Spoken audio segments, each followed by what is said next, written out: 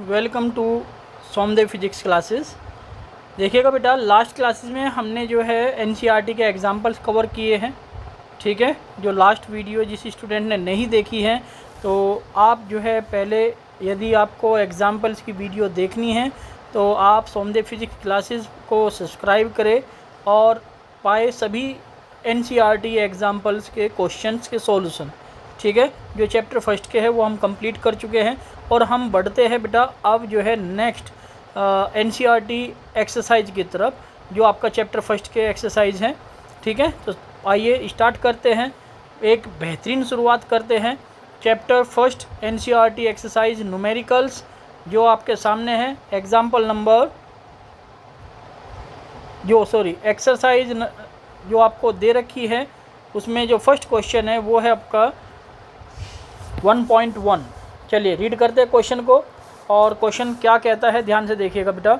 इसमें बोला गया है कि what is the force between two small charge spheres having charges of 2 × 10⁻⁷ coulomb and 3 × 10⁻⁷ coulomb placed 30 centimetre apart in air. ठीक है, आपको क्वेश्चन में सिर्फ फोर्स की वैल्यू फाइंड आउट करनी है, तो आपको चार्ज जो है दिए गए हैं, साथ ही साथ डिस्टेंस भी आपको दी गई है। तो चलिए मैं पहले इसके बारे में कॉन्सेप्ट आपको समझा दूं कि कॉन्सेप्ट हम क्या यूज़ करने वाले हैं। तो देखिएगा, सभी क्वेश्चंस में यदि कॉन्सेप्ट हमें पता होता है तो हम न्यूमेरिकल को ईजिली सॉल्व कर सकते हैं। तो कॉन्सेप्ट जो है बेटा, इसमें जब आपको दो चार्ज दिए जाते हैं, एक चार्ज सपोज डेट यहाँ पर Q1 है और दूसरा जो चार्ज है वो Q2 है, तो दोनों ही चार्ज के बीच यदि डिस्टेंस स्मॉल r दे रखी है तो उस पर्टिकुलर सिचुएशन में हम जो है देखते हैं कि जो फोर्स लगता है उस दौरान जो फोर्स का फॉर्मूला आता है वो होता है बेटा F = 1/4πε0 Q1 Q2 upon r²। ये फॉर्मूला आपको जो है यूज़ करना है। ये आपका कूलम्ब्स लॉ के अकॉर्डिंग फोर्स का फॉर्मूला आता है, इसको हम इलेक्ट्रोस्टैटिक फोर्स भी कहते हैं। अब देखिएगा यहाँ पर सॉल्यूशन इसका। सबसे पहले तो आप इसमें बेटा गिवन लिखोगे, क्या क्या गिवन डाटा आपको दिया गया है। इसमें आप देख सकते हैं Q1 की जो वैल्यू है 2 × 10⁻⁷ कूलम है। Q2 की जो वैल्यू है वो 3 × 10⁻⁷ कूलम दी गई है।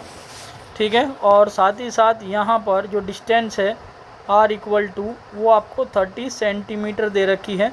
सेंटीमीटर को आप जो है मीटर में कन्वर्ट करने के लिए 10⁻⁻² से मल्टीप्लाई कर दीजिए।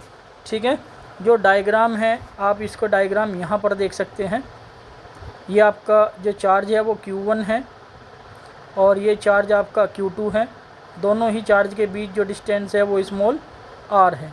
दोनों चार्ज पॉजिटिव नेचर के हैं, तो जाहिर सी बात है बेटा इस पर फोर्स जो लगेगा वो रिपल्सिव होगा। फोर्स कैसा होगा? Nature repulsive.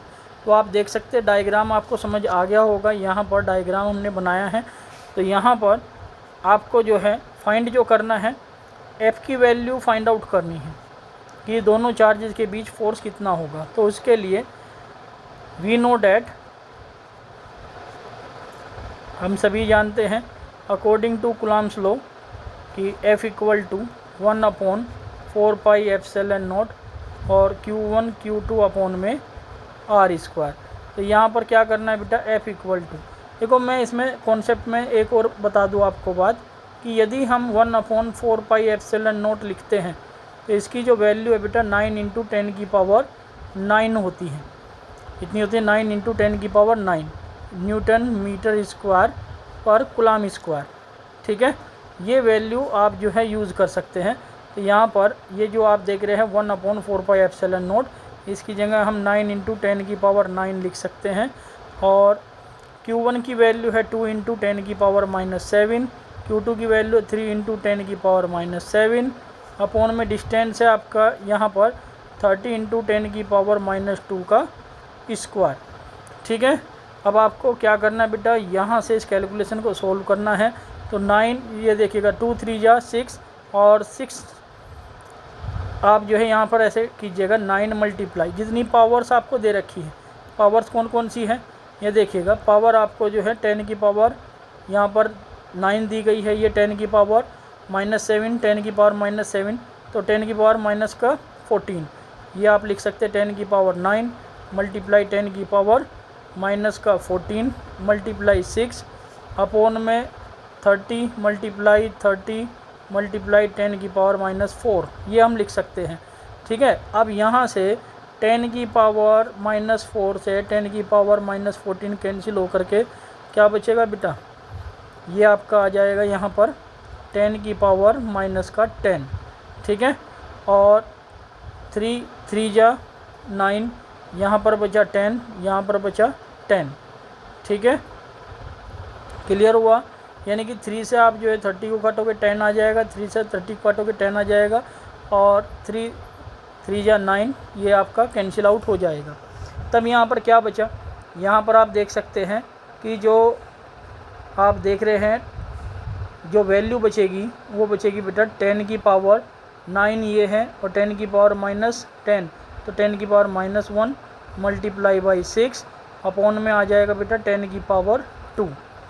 अब यहाँ से हम कह सकते हैं कि f की जो वैल्यू होगी बेटा वो आ जाएगी 6 मल्टीप्लाई, ये जो पावर आप देख रहे हैं ये जब ऊपर जाएगी तो 10 की पावर हो जाएगी -2, ऑलरेडी 10 की पावर -1 है, तो यहाँ पर हम कह सकते हैं ये आ जाएगा 10 की पावर -3। तो इतना न्यूटन का जो फोर्स है वो बेटा आपका आ जाएगा। ठीक है, ये आपने फाइंड आउट किया है। जो नेचर इसका रहेगा, नेचर आप देख सकते हैं यहाँ पर जो फोर्स आप देख रहे हैं, यहाँ पर जो डायग्राम है आपका, इस डायग्राम को देखिए। इस डायग्राम में जो फोर्स की नेचर है वो रिपल्सिव है। नेचर कैसा होगा बेटा, यहाँ पर लिख दीजिएगा रिपल्सिव। बस ये आपको इतना कर देना है इसमें। आई होप सो आपको ये क्वेश्चन और इसका सॉल्यूशन दोनों ही बहुत अच्छे से समझ में आए होंगे। Thank you very much.